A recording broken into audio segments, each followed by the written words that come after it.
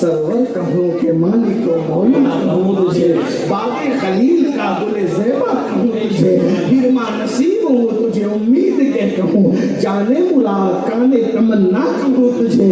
अल्लाह ने तेरे जिस्म मुनव्वर की ताबिशें, ऐ जाने जाने तजल्ला कहूँ तुझे। सुबह वतन पे शामे गरीबां को दूं शरफ, बेकस नवाज गे सुओ वाला कहूँ तुझे, बेकस नवाज गे सुओ वाला कहूँ तुझे। मुजरिम हूँ अपने अफ़्वो का सामा करूँ शहा, यानी शफ़ी रोज़े जज़ा का कहूँ तुझे। और कहते ने तो वस्फ़ो ऐबे तनाही से है बरी, हैरान मेरे शाह मैं क्या क्या कहूँ तुझे। और कह लेगी सब कुछ उनके सना ख़ां की खामोशी, चुप हो रहा ये कह के मैं क्या क्या कहूँ तुझे। लेकिन रज़ा ने खत्म सुखन इससे कर दिया, खालिक का बंदा खल्क़ का आका कहूँ तुझे। सरकार अब्बास के थे आका, एक हैरत अंगेज बात बताओ, हुज़ूर ने बताइए। कहा कि जब आप झूले में होते थे ना, तो झूले में उंगली जिधर होती थी चांद उधर ही उधर होता था। इसको इमाम ने भी बयान किया, चांद झुक जाता जिधर, उंगली उठाते महद में क्या ही चलता था इशारों पर खिलौना नूर का। तो अब्बास सरकार फरमाते हैं, नबी के चचा जान सरकार अब्बास कहते हैं उंगली के इशारे पर चांद इधर उधर होता था। हुज़ूर ने मुस्कुरा के कहा, इससे हैरत अंगेज मैं बताऊं, इससे हैरत अंगेज मैं बताऊं। हुजूर ने कहा मैं बताऊं, तो चचा ने कहा बिल्कुल हुजूर बताएं।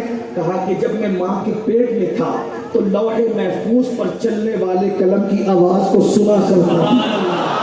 अब उदयपुर वालों मुझे बताओ, जो माँ के पेट में रहकर लौहे महफूज पर चलने वाले कलम की आवाज को सुने, लौहे महफूज कहाँ है? जमीन से आसमान, आसमान से पहला आसमान, दूसरा आसमान, तीसरा आसमान, चौथा आसमान, पांचवा आसमान, छठा आसमान, सातवां आसमान, है ना।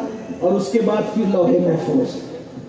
और भी मुहक्किकीन ने बातें की, लेकिन इतना ही बता दूं, कितना फासला है, कितना 3500 या 4000 नूरी साल का फासला। ये नूरी साल जानते हैं लोग। और हुजूर माँ के शिकम में रहकर लौहे महफूज पर चलने वाले कलम की आवाज को कब सुन रहे हैं? जब माँ के शिकम में है। तवज्जो, यानी हुजूर अभी नन्हे मासूम बच्चे हैं, है ना, बच्चे हैं ना, उनका बचपना ही है ना, वही शिकम में है। बल्कि बचपना तो दुनिया में आने के बाद शुरू होता है, ये तो बचपने की भी शुरुआत से पहले की इब्तिदा है। और माँ के शिकम में क्या सुन रहे हैं? लौहे महफूज पर चलने वाले कलम की आवाज।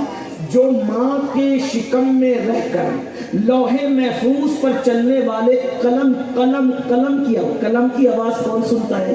अरे कागज पर कलम चले तो आवाज सुनाई नहीं देती, लौहे महफूज पर कलम चल रहा है, हुजूर माँ के शिकम में सुन रहे हैं। तो जो माँ के शिकम में रहकर लौहे महफूज पर चलने वाले कलम की आवाज को इतनी दूर से सुन लेता है, तो जो कब्र के शिकम में रहकर उदयपुर वालों की सलातो सलाम की आवाज को नहीं सुन सकता। इसलिए या रसूल अल्लाह की आवाज, मदीना शरीफ दूर है या लौहे महफूज दूर है? बताओ कौन दूर है? और फिर सोचो, उस वक्त नबी माँ के पेट में थे, यानी बचपना था। और अभी तो नबी की शान वलल आखिरतु खैरुल लका मिनल ऊला, आपकी हर आने वाली घड़ी पिछली घड़ी से बेहतर है। दूर नजदीक के सुनने वाले वो कान लाले करामत पे लाखों सलाम। अंदाजा फरमाइए, अपने नबी की शान है। दुनिया यूं ही थोड़ी पीछे पड़ी है कि तुम्हारा रिश्ता नबी से काट।